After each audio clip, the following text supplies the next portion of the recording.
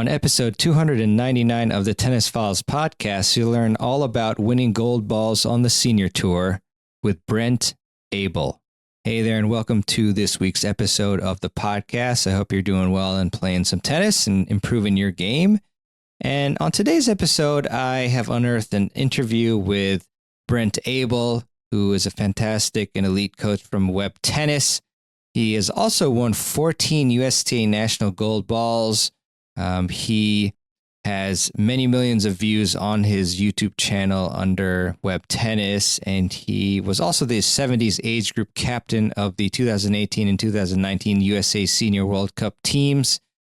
And in looking at some really awesome interviews that I've done previously, this one stuck out to me actually because I had just done a doubles session with Brent for the Tennis Summit, which you should all check out if you haven't yet. If you are listening to this episode right around the launch date or a few days after, you still can probably sign up for the Tennis Summit. So you can do that by checking out the links in the show notes page or going to tennisfilesummit.com.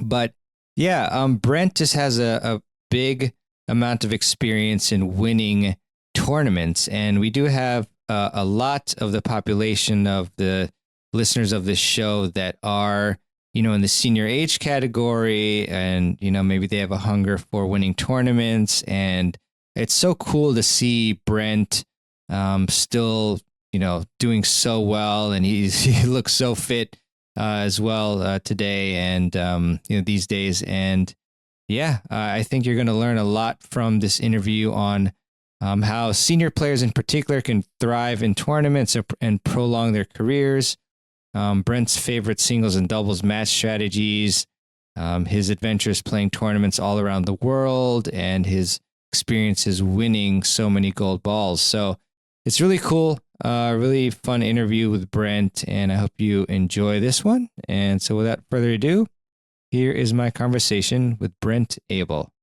Hey, everybody. Welcome to this episode of the Tennis Files podcast. It's another very special one as it is a live broadcast. So we're broadcasting live right now on YouTube and also on Facebook. And I want to welcome Brent Abel from Web Tennis. Brent, how's your day going? Oh, Maribon, fantastic. Like we said before we started the broadcast, here in Steamboat Springs, Colorado, I mean, there's just not a bad day out here. You wake up here in the mornings and go, man, just don't screw this up. This is way too good. So all good here. Thank you.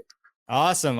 Very good. Yeah, things are good here. Fortunately, I know it's pretty crazy around the country. And yeah, I was wondering, how has tennis been overall in your area as far as like people been able to play, restrictions and so forth? Yeah. So back when the restrictions started back in March, ironically, my wife, and I just won the National Husband-Wife Grass Courts at Mission Hills down in the desert.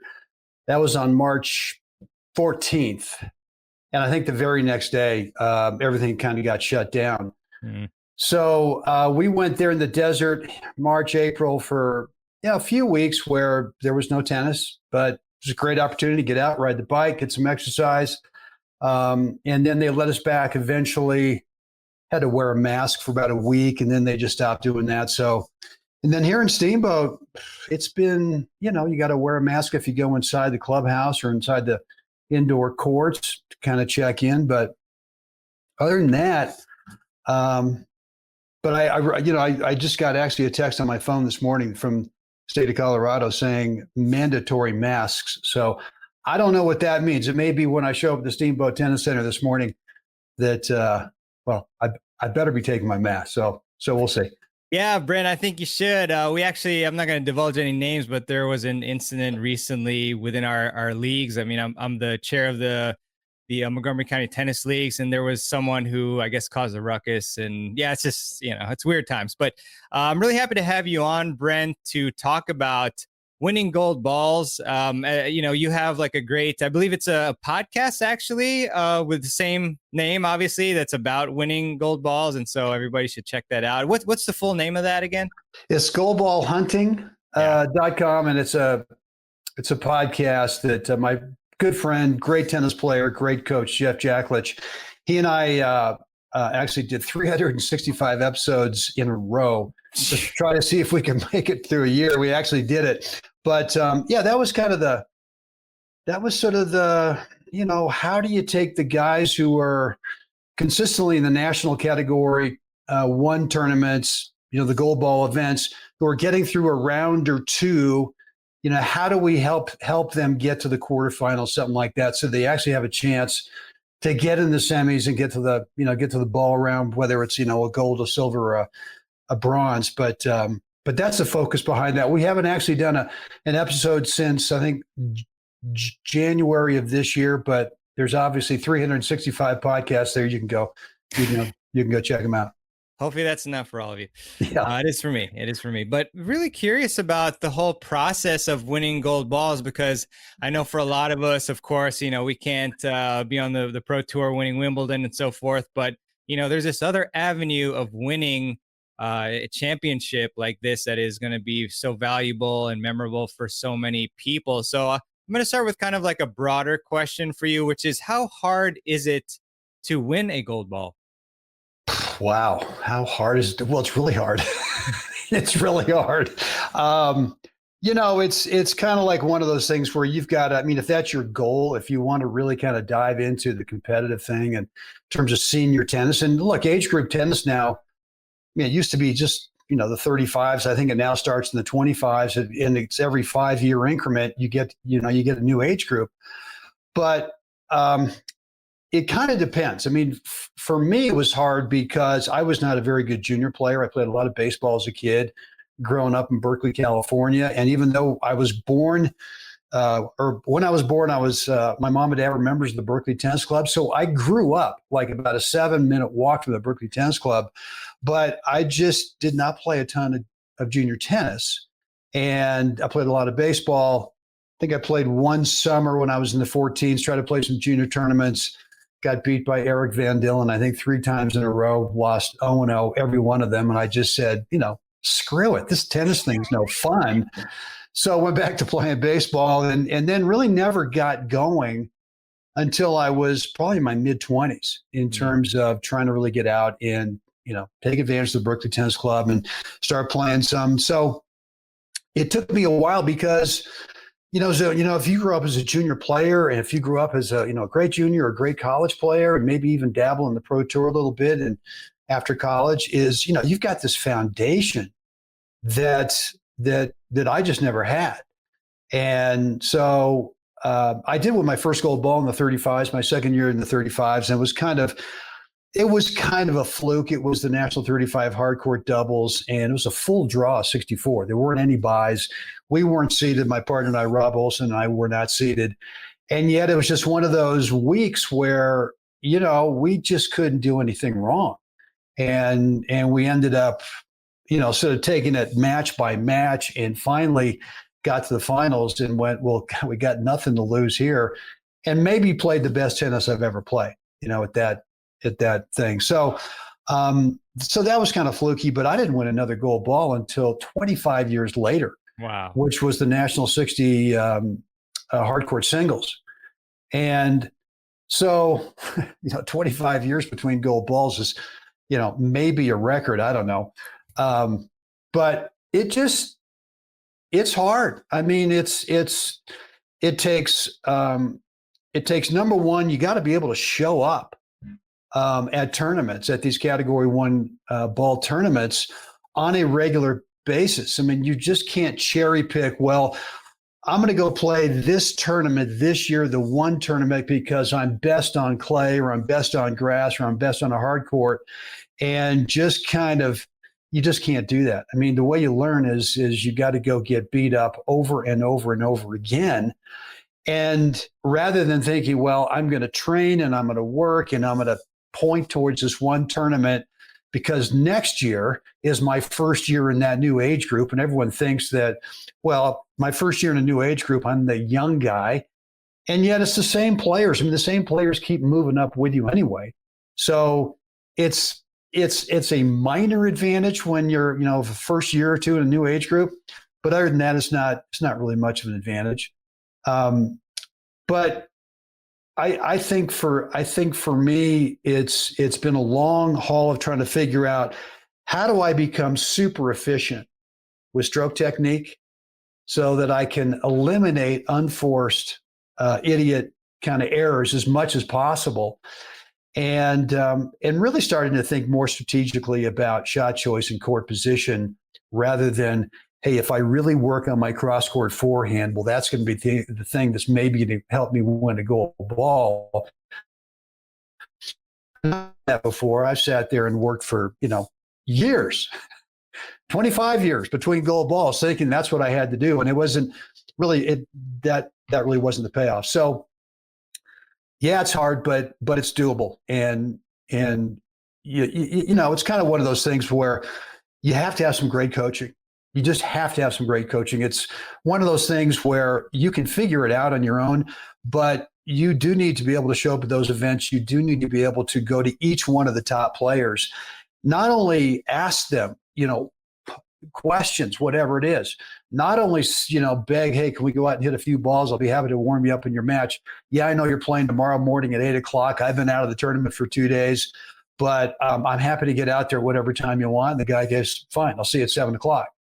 And so you go out there and you hit for maybe 30 minutes and, you glean a little nugget and then you go watch these guys play. You watch the top guys play. And I think one of the big mistakes that I see is players thinking, well, if I watch Federer, if I watch Rafa, if I watch Novak, I watch how these guys stroke technique, whatever. It just doesn't translate to senior tennis. It doesn't translate to winning a gold ball. So there's a lot to it in terms of, I think you got to have some good coaching. I think you got to show up at every tournament you can, which means that if you're working full time and you're raising a family, and for me, I mean, I took probably 10, 12 years off between the 40s and kind of the 50s in terms of, raising a family and working, and just didn't have the time to be able to put into all of the off-court training, all the on-court training, and all the travel and all that, and just learning what it takes to be able to start winning not only the first round, but the second round, the third round, finding your name up there in the quarterfinals, in the last 8 guys of 128 draw, and just going, man, I mean, so all that stuff takes time. It takes work, and it kind of takes that mindset of just going, you know what? I'm not gonna ever stop. I'm never ever going to quit. I don't care how many bad losses I have. I'm just going to keep showing up, and I'm going to keep working. And I don't think there's a formula for it, right, Barabon? I can't tell you like, well, here's the gold ball winning formula. Come on. I can tell you what I did. Yeah. And some of what I did is duplicatable, but a lot of it's not. I mean, a lot of it's not. And so for a long-winded non-answer, there it is. Good answer. A lot of things to take from that. Yeah, it's incredible. I mean, first off, it's so wonderful to hear that even yourself, who essentially didn't start competing very seriously until like later on in your life, that you still have amassed, these great titles and experiences. And really curious too about, you mentioned that it's very important for us to talk to people who are where we want to be, and that's so important and smart. We shouldn't shoot for or try to emulate Federer if we're in our 50s, 60s, and beyond, and trying to win a gold ball. It's just a different game. So on that note, what types of things have you changed in your game as you've progressed in your wisdom and sageness in your game, to that you can maybe impart some wisdom upon us to help us? Yeah, I would say it's kind of a mental, it's a mindset shift, moving from I've got to win the point on my own, meaning I've either got to hit a winner or I've got to hit such a great shot that it's really kind of a forced error by my opponent over there, as opposed to learning a lot more about court positioning, learning about, well, if I can constantly put myself in the right place on the court in relation to where the ball is over there, in relation to where my opponent is, I guess what I finally learned over the years is watching the top players going, these guys aren't hitting that many outright winners. And in fact, what they're doing is they always seem to be in the right place at the right time in terms of forcing their opponent to have to thread the needle. Right. So it could be that you play an approach shot. And it used to be for me, the mindset was, well, the approach shot should be the ball's not coming back. And too often I was putting pressure on myself where I would try to hit that kind of an approach shot, an outright winner, and just miss it, just flat out miss it. I would never, ever give myself a chance to allow that guy over there to participate in me winning the point. So I think the big mental shift for me is really what Jeff Jacklich and I talked about on Gold Ball Hunting for, those 365 episodes was, let this guy participate. It's okay if he hits the tennis ball over there, whether it's singles, whether it's doubles. Just because they're about to hit the tennis ball does not necessarily mean that they've got the advantage. And I think what's happened in my game over the last 10 years, I can't prove it because I don't have the data.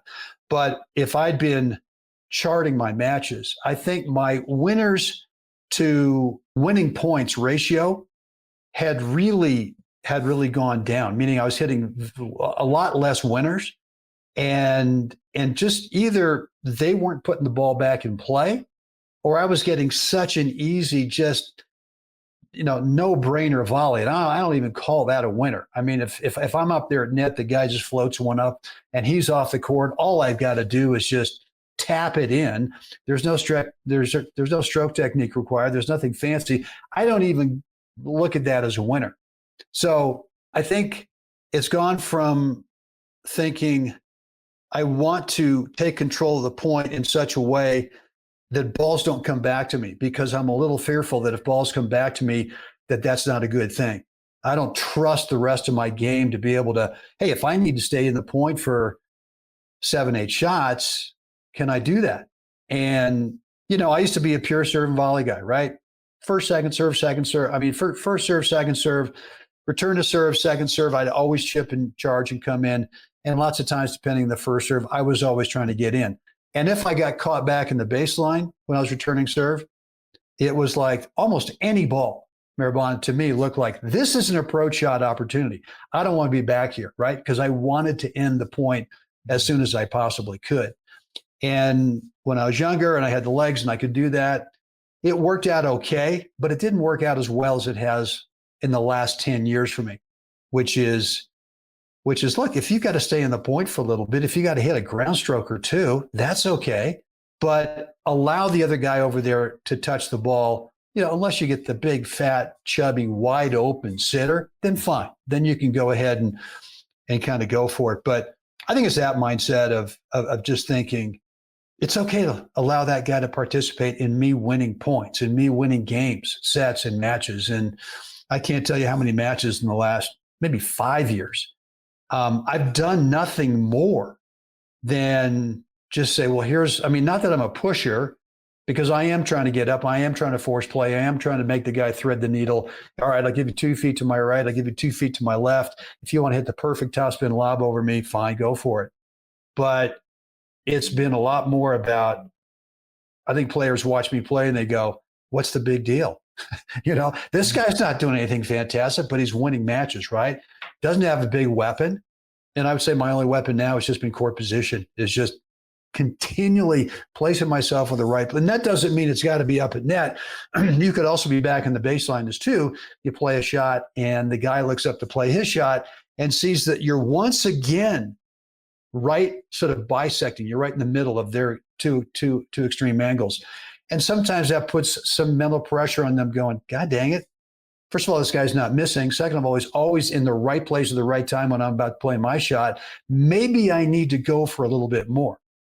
And that's what I want them thinking. I want them thinking, you know what, I got to do a little bit more, because if I don't, I'm not going to win the point. So I think it's that mindset shift over the years of watching the top guys and going, God dang it, I don't see them with a big weapon. I don't see them out there just blowing the by ball. The ball by guys. I just don't see that. And yet when you're on the court with them, you feel this this pressure, you kind of feel like, God, I can't breathe, man. It's like they're constantly putting me under pressure, not with huge shots, but always making me move to a part of the court that maybe I don't want to be in. And, I would say the biggest shot in the game, now that I'm in the 70s, I would say for the last 7 years, starting the 65s, the drop shot is like such a weapon. It's crazy. It's such a weapon. And, I'd never had really thought about a drop shot when I was younger. And so, if I was to do one thing to go back, man, I would stop trying to think I had to move the guys from side to side and go much more into, I need to work them up vertically, right? I need to drop them. I need to lob over their backhand. I need them, because it's much tougher, that kind of movement. I don't care what age you're at, than actually just trying to work them side to side. So there's something else right there, the dropper. And very, very few players actually work on it, right? They don't really, they might hit a couple in practice, but it drives me nuts now, Maribon. I see these videos on YouTube and on Facebook, and these young juniors or even the young adults, whatever it is. And if I was dropped down from Mars today and I looked at this thing, but someone said, well, here's tennis. And I would think, well, gosh, tennis is just a topspin forehand game. There's nothing else. I mean, so I guess to go back to your original question, what does it take? You got to have a complete game. You cannot rely on just, can I get a few more RPMs on my topspin forehand, because that will be the thing that's going to make me win a gold ball. No. Yeah. And I mean, great points again. And, along with that, with being able to stay in the point and having that mindset, I know that you're going to need a great level of fitness, and, it looks like you're a fit guy, Brent. And so I was wondering, how much does it take? And also, what types of fitness training are you doing in order to be able to last those, 8 or 10 plus shots in these points? Well, there's no question that if you're going to challenge for a gold ball, if you're in let's say a round of 64, right? The tournament might have a round of 64 that you got to play in, and that's 6 matches. If you're going to get to the finals, you got to win 6 matches. I've been rounds of 128, and that's an entire week, day after day after day. So you can't tell me that fitness is not crucial to being able to at least get, because look, what's to say that your draw is such that in the second round, you got to play a guy that should have been seated, but wasn't seated. And now all of a sudden you've just won this match in 3 hours, and you got to come back the next morning at 8:30 to play the third round. And so it's way more than just, can you survive the 8 shots in 1 point? It's, can you survive day after day after day? And if you're playing singles and doubles, it's really kind of a survival of the fittest. The beginning, before I really embraced fitness, I was actually doing okay in some of these category ones. I could get to the quarters, I could get to the semis, but by the time I got there, I was just beat up. I had nothing left in the tank. And so I just started working on my fitness in terms of core positioning. What do I need to do to be quicker? Right? Because I tried long distance running before, thinking, well, that'll build up my legs. And yeah it did. I got super strong. My legs, I could last all day long, but I couldn't move worth a lick. I was so slow. So it's really finding that combination of what can you do off the court in terms of building up quickness, building up speed, and building up endurance, without doing so much that when you show up for the tournament, you're just totally dead. So for me, it's been, since I wasn't a great junior player, I wasn't a great adult player, college player. Like I said in the beginning, I had to figure out, well, what can I do efficiently here, stroke technique wise, so I'm not beating myself up. That's another reason why I don't agree with this whole thing about, well, we got to go full Western, we got to get windshield wiper in the forehand, we got to do all these things so we look like Rafa on the court. Because to me, if you're going to compete for a gold ball, and if you're going to have to do it over 5 or 6 days, why wouldn't you want to be stroke technique wise as efficient as possible on day 1, day 2? Because the more technique you have to bring, the more effort you have to bring into your game just to be able to play is taking away. If you win today, it's taking away some of the fuel from tomorrow's match. So to me, it's really about, fitness is about stroke technique efficiency, is about getting off the court as fast as you can in the early rounds, so you're not beat up early, and is that combination of fitness, which is about quickness and endurance, and for me, tennis is a difficult game because we have to visually track a moving tennis ball, and we have to do that while we're also on the move. So golfers, yeah, okay, I know it's a tough game, but the ball's sitting there and the golfer gets to actually come up and kind of position themselves wherever they want. So they put themselves into the ideal swing setup position, the ideal contact position. We don't have that luxury. Baseball hitters, right. Baseball, you're standing there, but you got to deal with a moving ball that's kind of coming in and they're trying to make the ball move in different ways. And so, but baseball doesn't have that thing where you have to move too. So for me, the training is like one of the things I love to do is I love to do a lot of sprints, right? So I do a lot of sprints and I like to do it off of the hard court. So I either want to do it on a grass court, which I've got at Mission Hills Country Club down the desert, or else on a clay court. Or if I can't do it there, I'll find some area that's got a soft surface. But so tennis courts are 120 by 60, right? So from fence to fence is 120 feet. So I like to start at one fence, obviously go to the side of the net because I'm going to run the entire distance, 120 feet. But what I do is I find a stationary spot, or I find a spot on that far fence I'm running to. And my whole goal is that when I'm sprinting towards that fence, visually locked on that spot, I'm trying to keep my head and body so smooth as I'm sprinting, so that thing is not jumping up and down over there. And the more I can train myself to do that, the better it is when I get out in the court in terms of being able to visually track a moving tennis ball as I'm also on the move. And really what that all adds up to is being a lot more consistent as a shot maker, because you are arriving spatially to the path of that incoming ball consistently, much more where you want to be, as opposed to not, where maybe the tennis ball is kind of lurching through its flight as it comes to you. So, and you got to be able to do that over 3 sets. You got to be able to do that over 6 days, 7 days. And so not only is you got to figure out what is the best training for you, because your body type's different than mine, and so on and so forth, right? The other thing for me has been nutrition. And I've finally over the years figured out, let's see. And so I think it's about 2.5 years ago, my wife, and I changed our diets. And not that I preach any kind of diet at all, but I was having some digestive issues with red meat. And I finally just said, look, let's try for 30 days without it. We got off it. And I initially lost about, 7 or 8 pounds. And at the time I was in what I thought was really great shape, but I just dropped 7 or 8 pounds of apparently unneeded, body weight. And so, and I kind of feel the same thing works as we get like every 5 years. I just kind of think, well, maybe I should drop a pound or two as I get older, just because our skeletal systems probably get stressed a little bit more with all the tennis, all the training. I can't prove it. I don't know.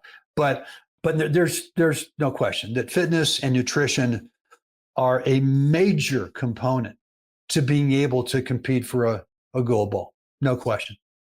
100%. Yeah, no, thanks for that. I mean, I feel like even, some juniors or adult players who are even more skilled than the players in those higher age groups, a lot of them might not be fit enough to survive the entire tournament there. But we got some great questions that I'm scanning down here. One was about rackets, and I'm going to put it up on the screen now. And Greg asks, how about comments on choice of rackets for senior players, particularly players in the 60s and up? So any thoughts on rackets? Well, this is coming from the great Greg Hepner I know Greg good guy, heck of a tennis player. And you talk about stroke technique efficiency. This guy's off the charts in terms of clean strokes. Look, I started playing with an oversized racket back in the 35s. So I started playing with a 110, which back then was like the biggest thing in the world, right? People saying, well, isn't that illegal, a 110? Well, and the reason I did is because I just felt like, look, the bigger the racket head, assuming I could control it, right? Assuming that I could control it would simply mean I had a little bit bigger sweet spot, but I get a little more power, a little more spin without having to bring as much stroke technique into the swing. And I think a lot of players feel that, well, if I get too big of a racket head, I lose control. And that's true because you get a little bit more of a trampoline effect off that. But there's different ways to string the rackets, different tensions, obviously. And look, if you're playing a ton of doubles, I mean, it just makes sense. So you're up at the net so often in doubles that a little bit bigger racket head just makes it easier. In terms of reflex volleys, I mean, you just can't argue with it. So over the years, I've stayed with a 110, and I finally got into Babolat, the original pure drives. And I would say about 4 years ago, I started running out of them because they hadn't made them for about 7 or 8 years. And I was trying to find them on eBay, and I was, begging people to sell me some beat up old Babolat 110 pure drive. Anyway, so someone had given me a Weed 125, the Weed 125 EX, I don't know, about a year or so before, sitting in my garage. And so I was about to go play the National 65 indoors in Minneapolis in about a week. And so I just took this racket out, hit some balls with the guy. It felt great. I said, all right. So I called up Dennis at Weed. I said, look, can you overnight me another racket? So I've got 2 to go to Minneapolis with. And he said, fine. So I got 2 rackets. I went up there and I said, well, I got the perfect excuse if I don't play well, because I left my old rackets at home, brought the 2 Weeds with me. And I just said, like, if I don't play well, okay, it's because of the racket, blah, blah, blah. Well, and I ended up having a great tournament. And I just haven't looked back, since then. It took me, the forehand groundy was a little shaky in the beginning, was kind of flying around. And the more I thought about it, the more it just didn't get fixed. And eventually I just said, screw it. And I just stopped thinking about it. And like overnight, once I stopped thinking about it, it just got better. So look, I've had to sort of tinker with string bed setup. Mm-hmm. I used to go with an 18 gauge synthetic gut. Ooh. Yeah. Break a lot? Broke it a ton. And it was 18 gauge at like 70 pounds because I was scared to death with a 125. It would fly all over, right? So it didn't fly all over, but I had zero feel. I mean, I'd try a drop shot and the thing would land on the baseline, or I'd try a drop shot and it'd roll up to the net. So I finally hit on a poly main, 17 gauge poly mains, and then a 16, and then there's still the 18 gauge for the crosses. And I can't break those strings. I mean, so, and that's just, and I string those up at about 63. And for whatever reason, that works for me. I get questions all the time. Well, what do you think is the best racket for me to play with? And I just say, I frankly don't know. I just said, here's what I do, and here's why I do it. Here's my string setup. And I say, but my recommendation, the way I do it, I haven't run into anyone else that I know that plays with a Weed that does all this that they do the same thing. I know guys who play with a Weed racket, same model, and they string it with gut at like 35 pounds. Mm-hmm. I couldn't play with that, but they couldn't play with the way I do it. So the only way that you can really figure this thing out is to, hopefully get a demo and go out there and just tinker with it and see what works for you. And that's the only advice I can give. But Greg Hefner, I don't know what he's asking about. I mean, this guy, he's a great player. Awesome. Well, thanks a lot for the question, Greg. And I think a video for you, Brent, that would really blow up on YouTube would be winning with Weed. And that would. Well, it's legal in Colorado. I know it's now legal in California. Yeah. So, you mean the Weed racket? Yeah, with the racket, but the whole wordplay. I'm horrible with puns. I do a lot of them. That's a good one. Winning with Weed. Good. Thank you. Yeah. Yeah, and so we have another fellow player, actually. I don't know if you remember Frank Van Lerven, but apparently you played against Frank before. And so he has a comment, well, a few of them. We don't have gold balls in Europe, so my focus is senior world championships. Right. And he's got a path similar to yours, Brent. And then he said that he played you in Umag last year. Do you remember playing Frank? I do remember playing Frank. I recall, I think it was the first round. We played a 65s tournament, actually, before the team event there. So Umag last year had the World Cup team event. It was in September. Can't remember the dates. I was fortunate enough to be captain of the 4-man USA World Cup team, and one of my teammates and I went over there, and Steve and I went over there a week early to play a 65s doubles before the team event, the 70s team event. And I think we played Frank in the first round, as I recall. As I recall, it was a tough match. So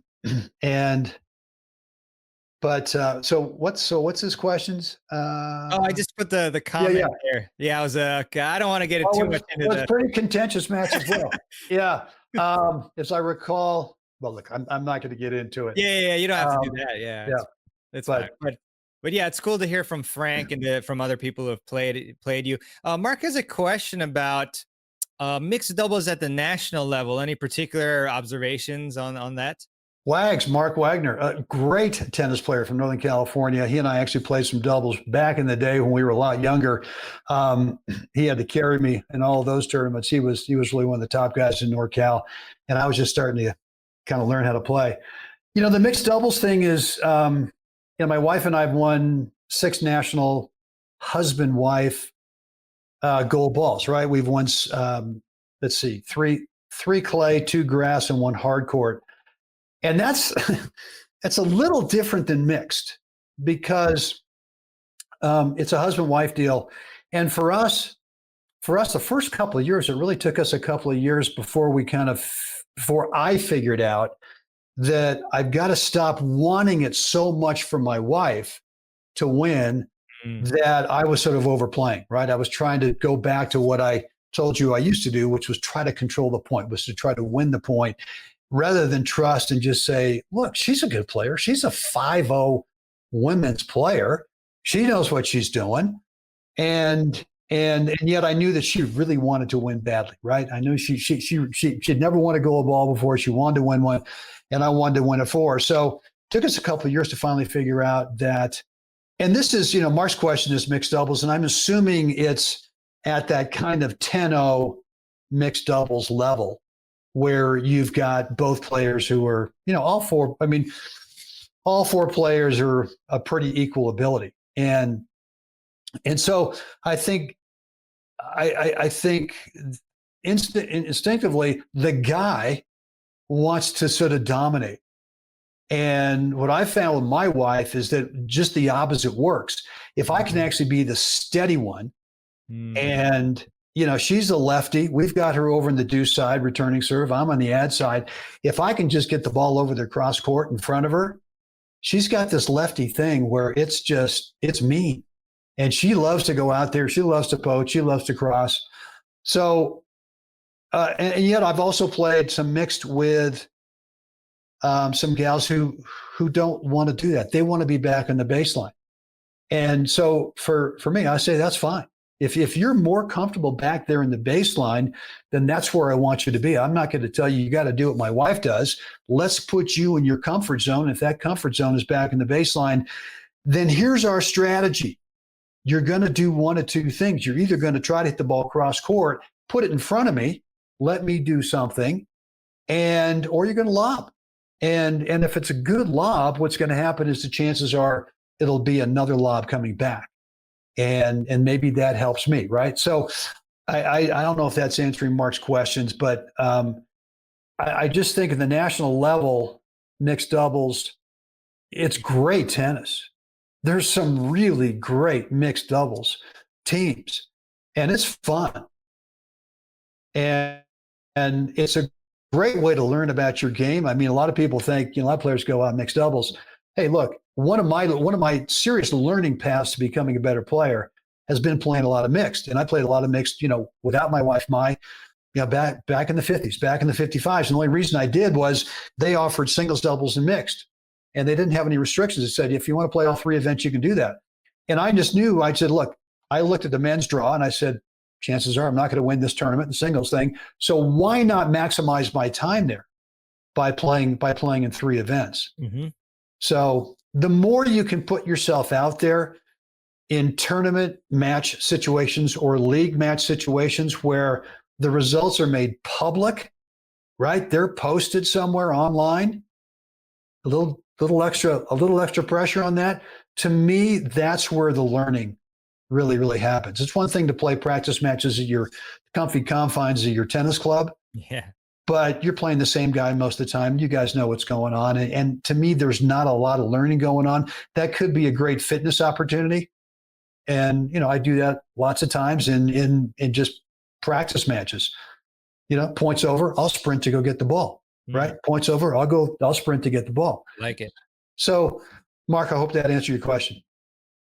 Yeah, no, that's great stuff. And it takes a lot of hard work. I really enjoy how you're hammering home that we need to put ourselves continually in these pressure situations, because that's the only way that you're going to gradually get comfortable with those situations. And, that's when your true competitive game comes out is obviously when you're competing, right? So Yeah. Back when I started playing senior tournaments, I was so tight. I was so nervous. Mm-hmm. And, there was a time where I lost to a guy. I just went, oh my God, I cannot believe I lost this guy who I thought on paper, well, not on paper, but you watch this guy play, you go, this guy can't break an egg. And yet, he was pushing and all this stuff, but I was so nervous, so tight. And I finally figured out, I just said, look, I've got to find a way to break through the nerves, because if I don't, I'm never really going to learn how to play the game. And so my philosophy or the way that I did it back then was I looked at my calendar, looked at my work schedule, and I said, I've got to shove as many tournaments into my calendar as I possibly can without even thinking about winning or losing, just so I can go out there and start to desensitize myself to the nerves, right? Because, very few people are naturally not nervous. Most people have got they get tight, whether it's start of the match or whether it's now they're serving at 4-2 in the second. They won the first set and they're going, man, I can taste the finish line. And the nerves or the tightness starts to get in there. And my only solution has been to, how often can I put myself in those situations where I just desensitize myself to that feeling. Yeah. No, I love it. That's huge for all of us. In doing some research about gold balls, I saw that Dodo Cheney won 394 gold balls, which is insane. And then she won her first one, I think, at the age of 55. So that when you mentioned that you play multiple age groups, I think that's obviously what she did. Well, but just do the math on that. Insane. It's insanity. Yeah. So she's playing singles, doubles. She's playing every mix she can get into. She's playing every kind of event. She had the luxury of, her husband was a pilot, commercial pilot. So she could fly all over the place, do this, do that. She played all the tournaments. And of course, her son, Brian Cheney, a guy in my age group, senior legend. This guy, talk about a guy who I've learned so much about the game of tennis. Not only in terms of stroke technique, but in terms of tactics and strategies, court positioning, mental. This guy, Brian. Anyway, we could do a whole thing on just him alone. Yeah, no, for sure. And so one other interesting thing that I read, and which makes sense, but I'm curious if you have come upon this, is that some players allegedly they pay former pros and whatnot to play with them so that they could win a gold ball, which is getting my gears turning personally. But have you ever experienced that or played against some players who have done that? Sure. Oh yeah. And it's whatever. It's just kind of a novelty to me, right? And then you go out against those guys, and the good player just never sees a tennis ball. Right? So because typically what happens is the guy who's paying the pro, right, is probably not all that great as a player. Yeah. And he's kind of hoping, well, maybe I'll buy my way in. And there have been a few guys I've known who've bought their way to a gold ball, but they're good. They're good. They're just trying to take the next step up, and find that guy who might normally not play with this guy. And there you go. So it happens. Yeah. I mean, Brent, why do you think I'm doing this podcast? I'm just setting up the relationships with all these guests so that I can then, cash in. Yeah. Well, if you're talking about, well, I'll tell you what, let's get out in the court and we'll do a little coaching thing, and then we'll set a price and we'll do an interview, and we'll get Maribon up for auction. Fantastic. No, the other way around. But curious, Brent, how much resistance training and mobility and stretching do you do? And has that increased quite a bit over the years since, you've started training very seriously and winning gold balls and such? Yeah. I was never stretched ever. Yeah. And, everyone telling me I've got, daughters who are certified yoga instructors, and they're going, Dad, what's the deal? How come you don't even stretch? I mean, one thing would be doing yoga on a regular basis, but you don't even stretch. And so over the last 10 years or so, I've gotten into a stretching routine. I'm not super limber. I'm not super, I'm not a yogi. I don't go to yoga classes. I don't do the stuff, but I do about a 15-minute routine. After either I've done some off-court training or I've done some, tennis. I just go home. It's super simple. And all I'm trying to do is just sort of stretch out the legs, stretch out the hamstrings most of all, and stretch out the lower back, shoulders. It's really simple, but it's really helped. It has really helped a lot, I think, to help me when I'm in a Category 1 tournament, a ball tournament, to be able to survive from day to day. So, as you asked the question, I was thinking back to tournament. I think my second year in 65s in Minneapolis, the indoors, and I was just kind of shocked because I would play my singles, and then I would go to this part of the gym, and a lot of the other guys had finished their matches, and they were all upstairs at the bar, or they were all upstairs, eating lunch or doing whatever.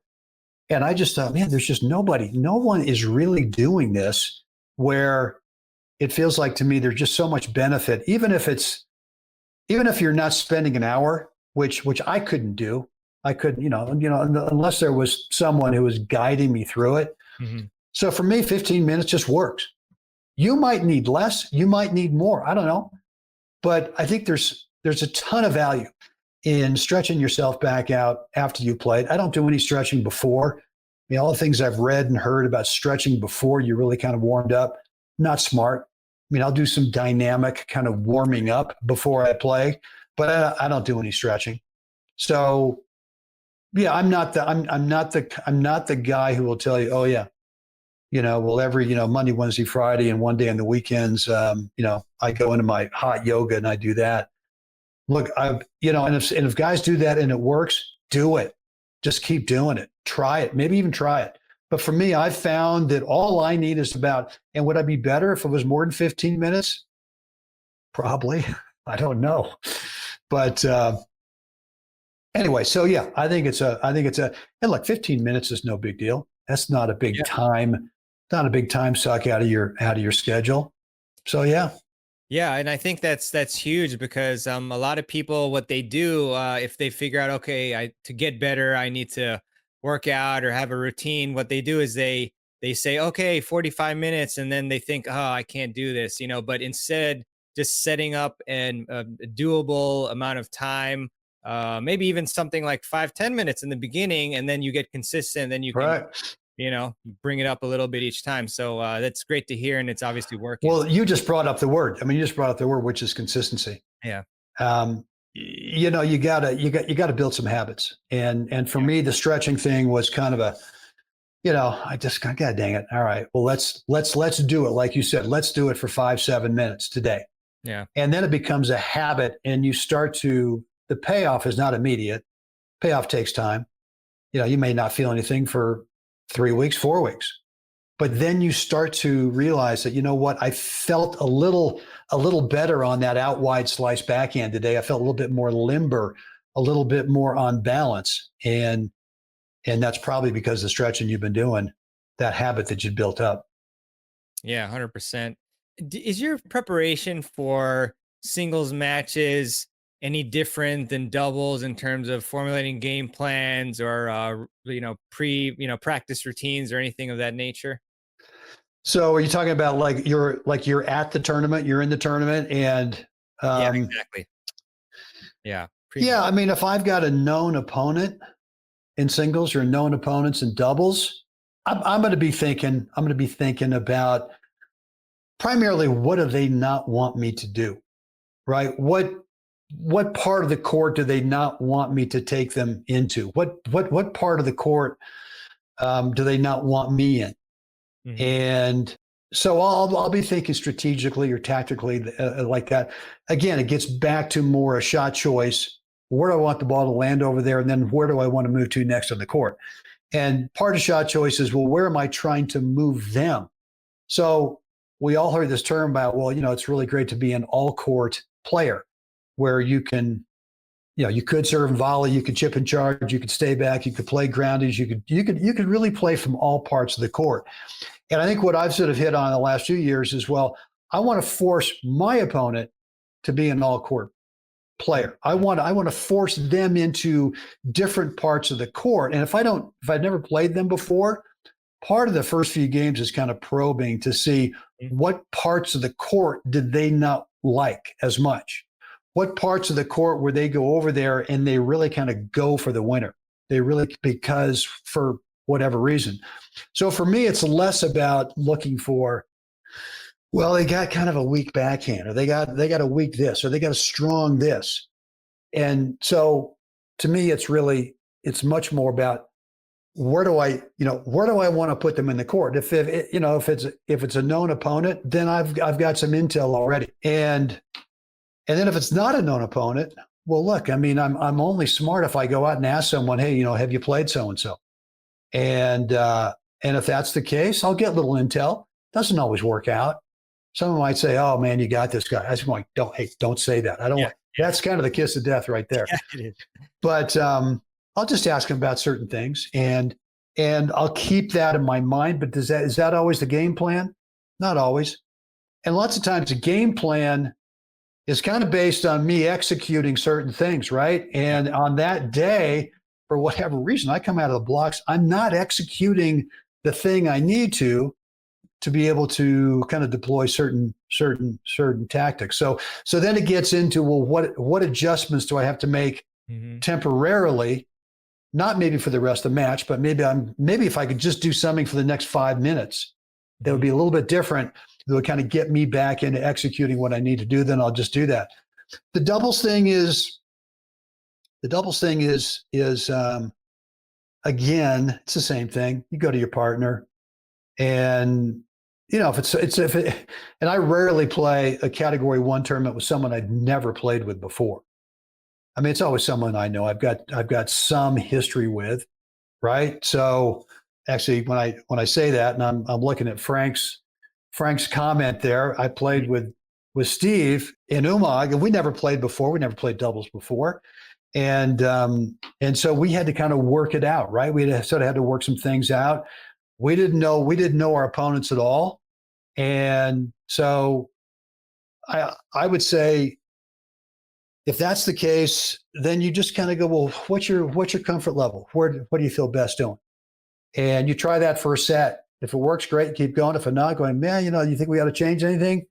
And then Steve and I, as we went through that tournament last year, I just got more and more confident knowing I know what he's going to do with this shot.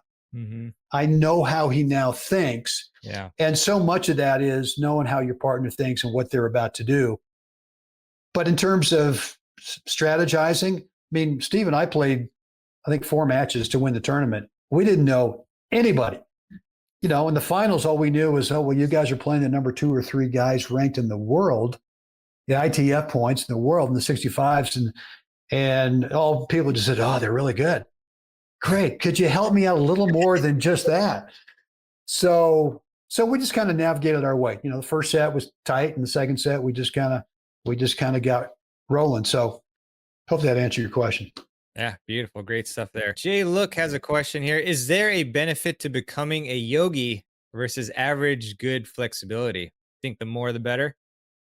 I think it's personal. I think it's individual.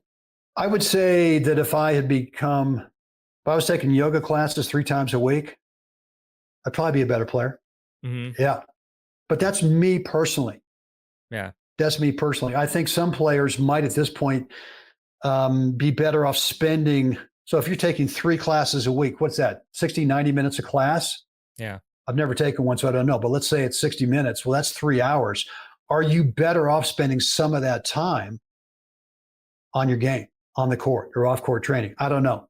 For me right now, I've sort of settled in over the decades knowing here's who I am. Here's what I know about my game. There aren't going to be any major wholesale changes to stroke technique or tactics and strategies. Maybe the mental thing will get a little bit better, which it can always do. So maybe for me, stretching more would be a real benefit. But if someone is, someone's knocking on the door of I can win a round, I can win 2 rounds, but then I'm struggling in, let's say, the round of 16 to be able to advance in the category 1, the gold ball tournament. Well, maybe you're better off breaking up that once a week 60-minute yoga thing into 4 15-minute things throughout the week and spending those other 2 hours working on your game.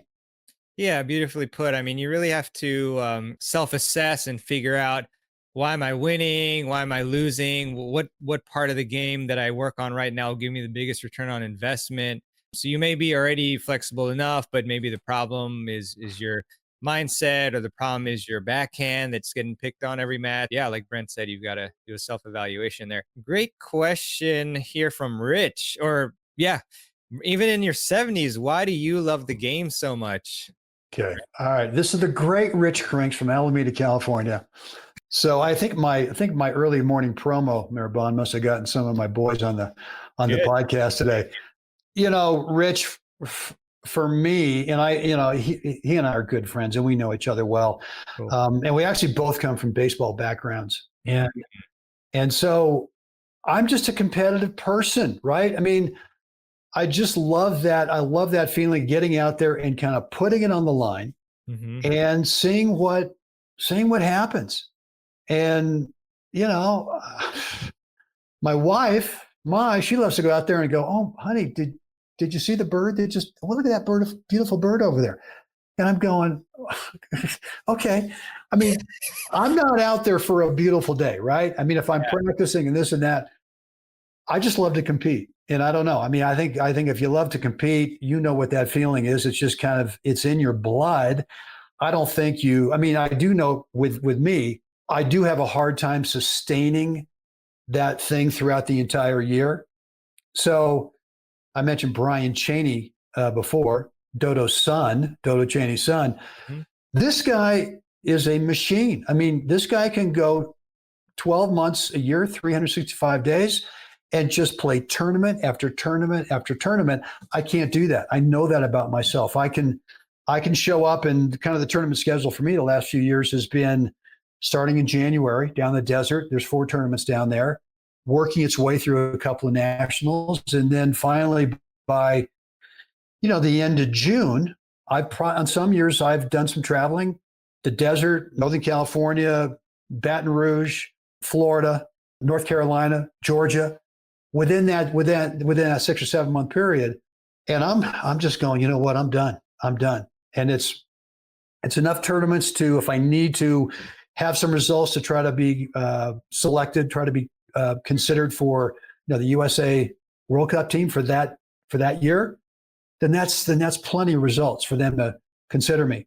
And look, we're here in Steamboat Springs, Colorado. We love coming up here in the summer and the fall, and so for me, it's a time to kind of get off of the intensity of all the training, the intensity of knowing that, all right, in 3 weeks I got another tournament coming up.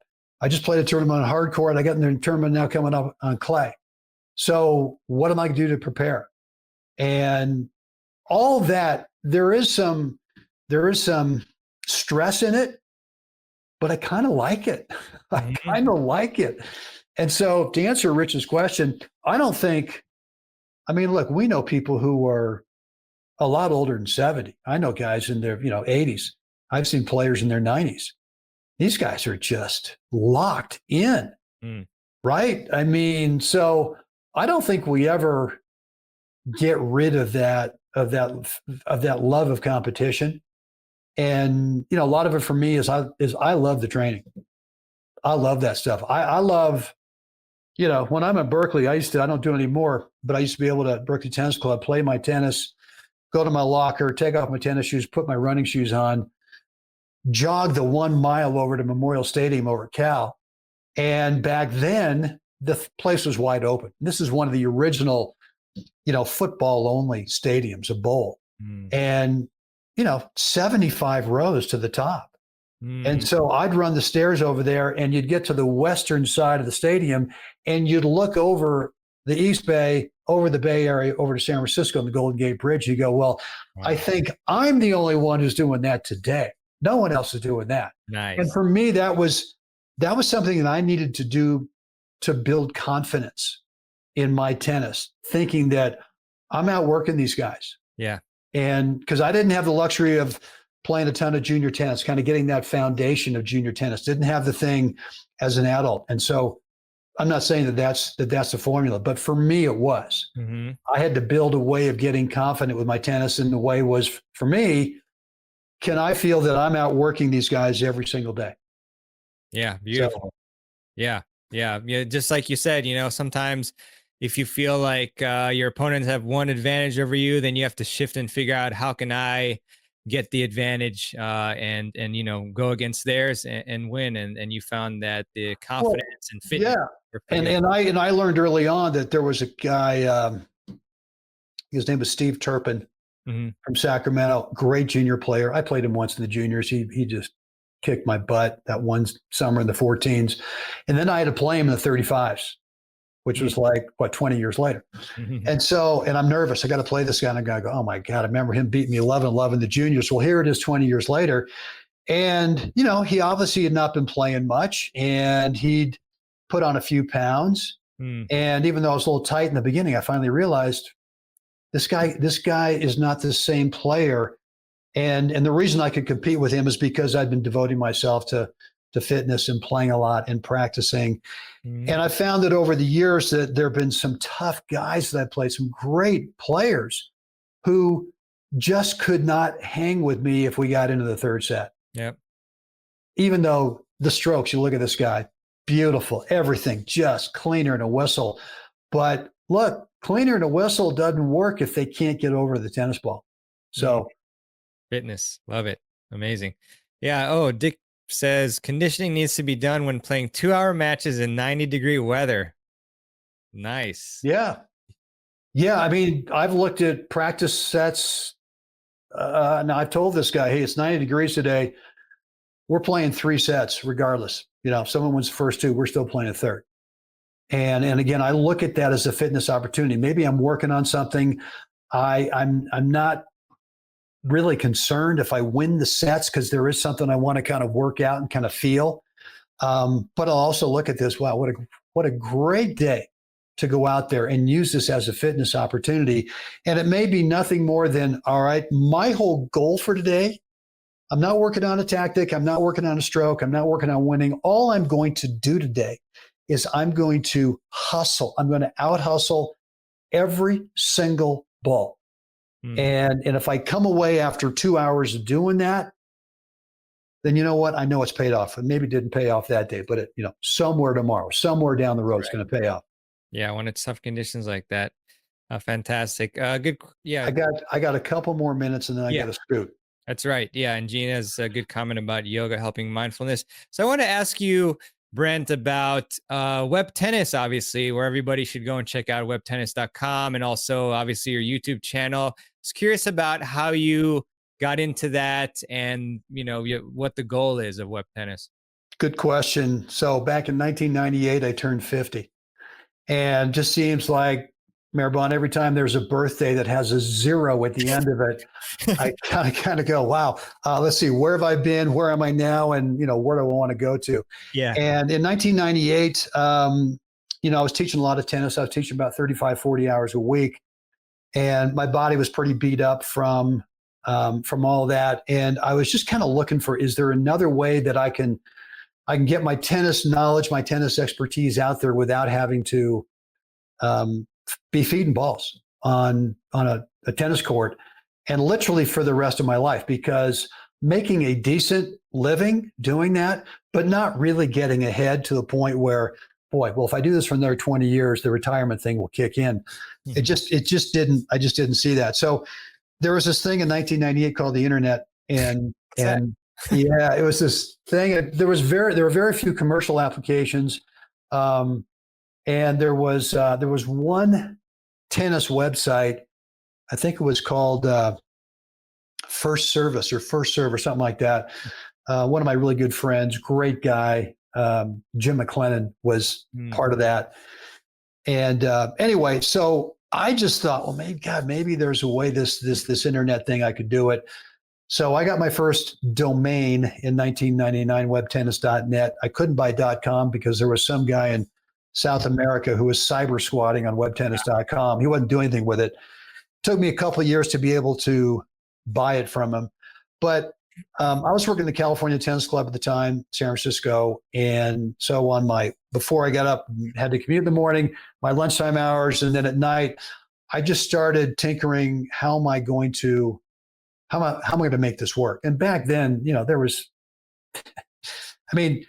no high-speed internet. There was dial-up. Mm-hmm. So you couldn't do video, you couldn't do audio. And the only way that you could kind of get your information out there was through text. So one of the great pieces of advice I got back then is, well, just write as if you're on the court teaching. Just, what would your voice be? So that at least you're trying to get your unique voice out there. So over the course from 1999, got the domain, figured out how to build a crappy little website. It was terrible, just horrible. Yeah. How do you build a email list that you can kind of automate where you don't have to manually put in names and email addresses? And then eventually got a merchant account, started, making some crappy little courses and got them out there. And 6 years later in 2005, I just said, look, if I can do this thing full time, I think I can make a go of it. So kind of took a risk, told the guys at the Cal Club, San Francisco, love you guys, but you know what? I'm out of here in October.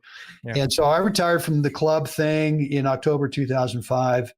Took me a couple of years to spend full time going after it, but I eventually replaced my income from being tennis director and head pro at the Cal Club. And that's allowed me ever since then to really do what I want to do, which has been to train, to play. If I get an internet connection, I can do my business.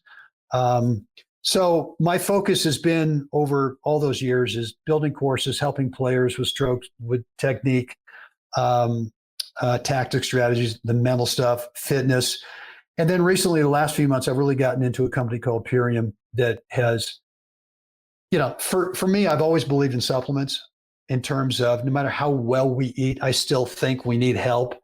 So I'm building a residual income program with Purium and help a lot of people in terms of the one thing that's really helped me do is get off of ibuprofen, right? So, you talk about all the training, daily tennis, daily off-court stuff. I was having to suck down 2 or 3 ibuprofen almost every day.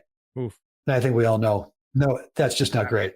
So I've gotten some help. I've been off of ibuprofen now for about 3 months because of Purium. And helping people lose weight, helping people in other areas of their health and fitness. And right now with COVID going on, what's top of mind? Top of mind's immune boost. Who's not thinking, what can I do to protect myself? So yeah, if you want some more stuff, some more information about what I'm doing, just go to webtennis.com. And I'll give you a free course about how to help you with your topspin second serve. The other thing is, like you said, go over to my YouTube channel. Just go over to YouTube, search Web Tennis, and you'll find me. And you can, if you want to shoot me an email, Brent@webtennis.com. I'm on Facebook as well, over at Web Tennis.